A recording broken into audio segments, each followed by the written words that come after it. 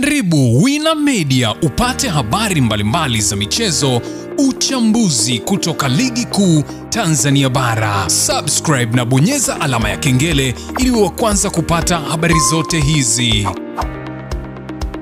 Mambo vipi mwanamichezo, wakati mwingine tena mzuri kabisa tunakutana katika chaneli yako pendwa kabisa ya Wina Media, tukiweza kujuzana yale yote makubwa ambayo yanaendelea kwa sasa ndani ya kikosi cha klabu ya soka ya Young Africans, kwa kile ambacho kinachoendelea uko kwenye bodi ya ligi kuu Tanzania bara zidi ya Young Africans. Mambo yanazidi kuwa moto kweli kweli. Taarifa mpya kutoka bodi ya ligi ambayo nimekusogezea hapa juu ya maamuzi ambayo wameamua kuyachukua kwa siku hii ya leo kuhusiana yale matakwa ya klabu ya soka ya Young Africans. Kila kitu kinaenda kuwekwa wazi kwa yale yote ambayo yameweza kujili mwanzo wa sakata mpaka mwisho wa kile kitu ambacho kinachoendelea. Mimi nimekusogezea hapa yale ambayo bodi ya ligi wameweza kuyaweka wazi kwa siku hii ya leo kuhusiana na yote madai ya klabu ya soka ya Young Africans yanayowasilishwa kwa sasa, na pengine kile kinachozungumzwa kwa wakati huu utakwenda kujua mwanzo mwisho walipoweza kufikia kati ya Young Africans na bodi ya ligi, huko msisitizo wa Young Africans kutokucheza na mpaka pale wale watu wote waliokuwa wanadaiwa kwamba katika shutuma zile za klabu ya soka ya Young Africans mpaka waweze kuondolewa. Sasa rasmi kile kilichokuwa kiweza kuzungumzwa hatimaye yameweza kujili mapya katika hilo sakata. Ni lipi yamefanyika maamuzi hayo utakwenda kujua hapa. Kabla tujaendelea, nikukumbusha kwamba kama ni mara yako ya kwanza kabisa unatembelea katika chaneli ya Wina Media, ajua kwamba umepitwa na taarifa nyingi. Sasa ili usiendelee kupitwa na taarifa zetu, cha kufanya ni kitu rahisi kabisa. Kwenye simu yako ni kubonyeza tu ano jekundu liloandikwa hapo no subscribe, na kisha ukabonyeza alama ya kengele iliyoko hapo chini pembeni. Kufanya hivyo kutakuwezesha wewe kupata taarifa zetu popote pale unapokuwepo, pasipo kuweza kuhangaika huku na kule kwenye kutafuta taarifa. Taarifa zinakuwa zinakufikia moja kwa moja kwenye simu yako. Karibu tuweze kuzungumza kuhusiana na hili ambalo naloendelea kwa wakati huu ndani ya kikosi cha klabu ya soka ya wananchi Young Africans, juu ya kile ambacho kinachoendelea kwenye jukwaa lao. Mchezo unaendelea ambao kwa sasa kila mmoja anahitaji kuweza kupata ushindi. Ni kati ya bodi ya ligi zidi ya Young Africans, ambako kwa siku hii ya leo kulikuwa na mkutano ambapo ni kuhusiana na zile pesa ambazo za ubingwa wa kombe la CRDB, ambapo limeweza kuzua mengine mapya kabisa kwenye yale ambayo yanayoendelea, ambako kila kitu kimeweza kutokana na yale yote ambayo yameweza kutokea, ambapo kwa kile kilichoweza kuwasilishwa na afisa habari wa TFF mara baada ya klabu ya soka Young Africans kuitwa TFF kuja kutoa ama kuzungumza ama kuja kuhakiki kuhusiana na yale madeni ambayo TFF walisema wanawadai Yanga wakisema wanawadai TFF. Sasa leo hii hapa nazungumzia afisa habari huyo ameweza kuzungumza na kusema ya kwamba klabu ya Yanga wao wamefika hapa TFF, wameleta barua na kuondoka, na wamesema hawana chochote cha kuzungumza na sisi, na hata katibu mkuu wa TFF Wilfred Kidao alipomuita CEO wa Yanga wazungumze alikataa. Hizi ni taasisi kubwa na sio kila jambo tunapaswa kuandikiana barua kama tunatoa posa. Unaona bana.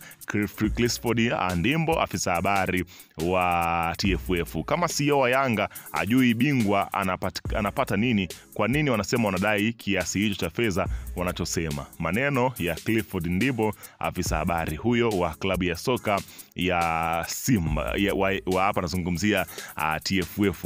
Sasa kile kinachoendelea, inaelezwa kwamba Young Africans wataki maongezi ya mdomo, ila wanachotaka ni maandishi. Yanga wamefikisha barua TFF kama ambavyo ilipaswa kuwa, ambapo CEO Andre Mtine hajataka mazungumzo yoyote hata alipoitwa na katibu mkuu.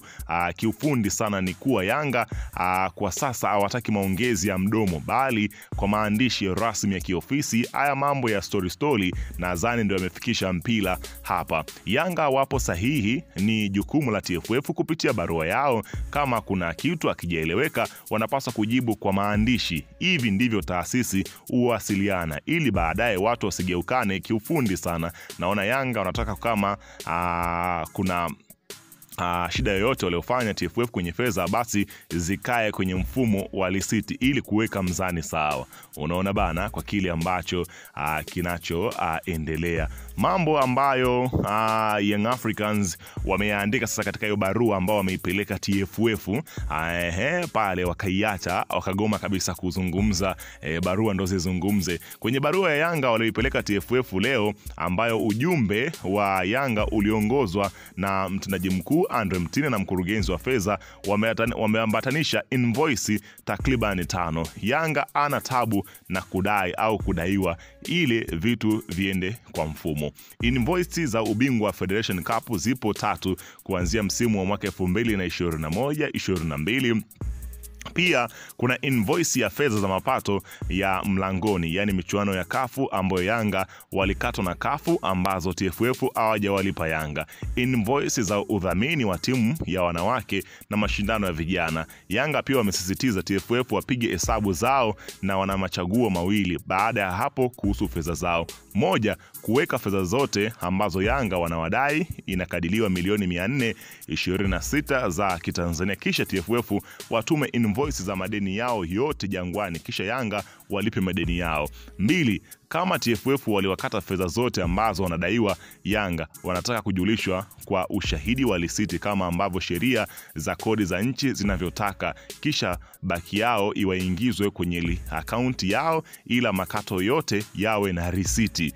Kisha Yanga msimamo wao ni kuwa hakuna maongezi yoyote, na kama kuna maongezi basi wapo tayari maongezi yao yafanyike mbele ya TRA na mamlaka za usalama kuhusu madeni, ili kumbukumbu zikae sawa. Unaona bana, kwa kile ambacho kinachoendelea kwa sasa ni kama vile mguu wa shingo mguu wa roho, yani ni kwamba weka panga na mimi naweka panga kwa kile ambacho kinachoendelea TFF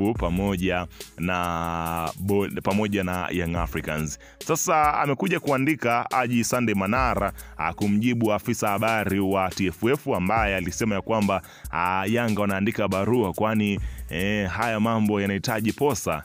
Ni kama vile alitoa kauli ambayo pengine haikuwa sawa. Sasa Haji Manara amekasilishwa na kauli iliyotolewa na afisa habari wa TFF Clifford Ndimbo kuwa sio kila jambo la kuwasiliana na Yanga lazima waandike barua kama wanataka kutoa posa. Haji Manara ameonyeshwa kukasilishwa na kauli hiyo ya afisa habari wa TFF na ameandika kwenye ukurasa wake wa Instagram akimuonya kuacha kutumia lugha hiyo ya kihuni. Maana ameandika, ndugu yangu, acha hizi lugha za mtaani ukiwa unaongea kama msemaji rasmi wa shirikisho. Mambo ya posa na uchumba sio level zako, waachie masela hizo swaga. By the way, taasisi zinafanya kazi kwa document, sio porojo. Unaweza vipi kumuita CEO wa taasisi nyingine kwa mdomo na bado unaona upo sahihi? Mnaogopa nini kuandika barua rasmi? Jambo la fedha za taasisi tuitane kihuni bila barua. Hebu TFF kuweni serious kidogo. Issue kubwa hapa ni mabosi zako kulipa Yanga, mengine ni hadisi tu, na mwisho wa siku